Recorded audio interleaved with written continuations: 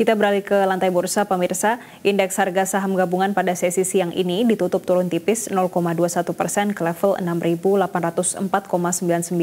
Lalu apa saja yang menjadi faktor yang mempengaruhi pergerakan IHSG pada siang ini?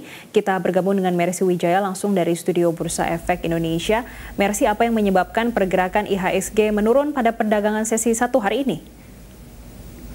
Jessica dan pemirsa, indeks harga saham gabungan melemah karena aksi profit taking, mengingat hari ini merupakan hari terakhir perdagangan saham di pekan ini. Selain itu, investor juga kembali mengkhawatirkan data-data ekonomi yang baru saja dirilis di Amerika Serikat yang menunjukkan adanya perlambatan ekonomi. Oleh karena itu, pergerakan indeks harga saham gabungan saat sesi 1 perdagangan ditutup turun 0,22% ke level 6.804 dengan nilai transaksi total sebesar 17 triliun, yang mana 12 triliunnya ini merupakan transaksi di pasar negosiasi dan 5 triliunnya ini merupakan transaksi di pasar reguler. Jessica dan pemirsa, aksi profit taking ini terlihat dari indeks ALQ45 yang juga mengalami pelemahan 0,12% siang hari ini, dengan saham Gotoh melemah 4,67%, saham Sumber Alvaria Trijaya juga melemah 3,57%, dan saham Elang Mahkota Teknologi turun 2,98% dan menjadi top losers dalam indeks ALQ45 yang berisi 45 saham paling liquid di Bursa Efek Indonesia. Sementara top gainers dalam indeks ALQ45 adalah PT Telkom Indonesia yang menguat 1,93%, Indosemen Tunggal Prakarsa naik 1,8%, dan saham Bukalapak yang menguat 1,75%. Indeks di kawasan Asia siang hari ini juga mengalami pelemahan. Indeks Nikkei Jepang turun 1,36%, indeks Hang Seng Hong Kong melemah 0,32%, dan indeks Retem Singapura turun 0,68%. Jessica dan pemirsa, data-data ekonomi di Amerika Serikat seperti adanya lowongan pekerjaan di bulan Februari 2023 yang turun menjadi hanya 9,9 juta lowongan kerja. Ini merupakan penurunan pertama atau posisi terendah sejak 2 tahun terakhir di Amerika Serikat. Sebelumnya, pasar tenaga kerja di Amerika Serikat ini membuka banyak lowongan pekerjaan, 10-12 juta lowongan pekerjaan setiap bulannya. Namun untuk pertama kalinya di bulan Februari ini turun ke bawah 10 juta, yaitu 9,9 juta. Sementara itu, data private payrolls atau penggajian karyawan swasta sebelumnya diharapkan ada pertambahan 200.000 karyawan yang digaji di bulan Maret 2023, namun tidak setinggi ekspektasi yang bertambah penggajiannya hanya 145.000 orang, sehingga ini menjadi salah satu tanda perlambatan atau melambatnya pasar tenaga kerja di Amerika Serikat, dan pelaku pasar sedang mencermati ulang apakah ini merupakan dampak dari kenaikan suku bunga acuan Bank Sentral Amerika Serikat yang cukup signifikan, dan dikhawatirkan jika memang kenaikannya sudah cukup signifikan membuat pasar tenaga kerja melambat, ekonomi juga melambat, ini dikhawatirkan dapat terjadi resesi dalam jangka dekat ini, dalam waktu dekat ini. Oleh karena itu, kebijakan Bank Sentral masing-masing negara ini akan terus dipantau oleh pelaku pasar. Hari ini, Bank Sentral India menahan suku bunga acuannya di level 6,5%.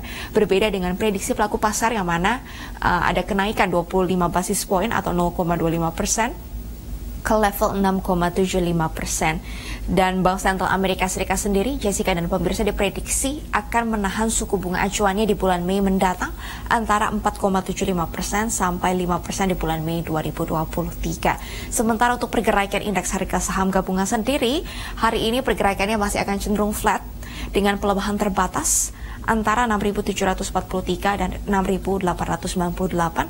Namun pasar saham maupun pasar obligasi Indonesia ini masih menarik bagi investor asing. Untuk di pasar saham ini masih menarik karena pembagian dividen jumbo yang diberikan oleh sejumlah emiten di Bursa Efek Indonesia. Jessica.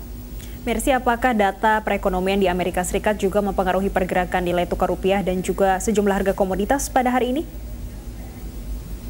Ya, Jessica, kalau kita lihat data-data ekonomi di Amerika Serikat yang melambat memang sempat membuat dolar Amerika Serikat melemah, berada di posisi terlemahnya selama 1 pekan terakhir di angka 101. Namun hari ini dolar Amerika Serikat rebound 0,17% ke angka 102.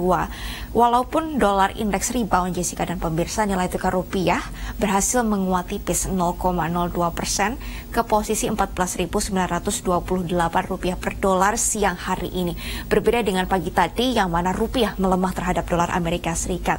Kami melihat aliran modal asing yang masuk ke pasar obligasi pemerintah Indonesia, terutama untuk tenor 10 tahun. Karena tadi pagi yield obligasi pemerintah Indonesia tenor 10 tahun ini masih menguat, artinya ini kurang diminati, namun saat ini melemah 0,024% ke level 6,68%. Yang mana yield obligasi ini atau imbal hasil obligasi pemerintah ini jika menurun, ini artinya semakin diminati karena artinya harga naik. Dan ini mengalami penguatan khusus untuk yang tenor 10 tahun, tapi untuk yang tenor lainnya seperti 5 tahun, 15 tahun, 20 tahun, dan 30 tahun ini bergerak naik. Artinya lebih baik dijual oleh para investor. Sementara kalau kita lihat pergerakan harga emas, ini masih cenderung melemah, Jessica, karena dolar Amerika Serikat yang sudah mulai rebound. Harga emas COMEX melemah 0,34%, sementara harga emas antam dalam negeri turun 0,46%, seharga Rp1.078.000 per gram. Harga minyak mentah dunia hari ini juga turun, Jessica. Minyak WTI melemah 0,7%, seharga $80 per barel, dan minyak jenis Brent melemah 0,64%, seharga $84 Amerika Serikat per barel. Harga minyak mentah dunia hari ini turun karena ekspektasi prospek ekonomi yang bisa memburuk melihat data-data ekonomi di Amerika Serikat yang sudah mulai melambat, dan masih juga ada pertanyaan bagaimana kebijakan suku bunga ke depannya, terutama di Amerika Serikat.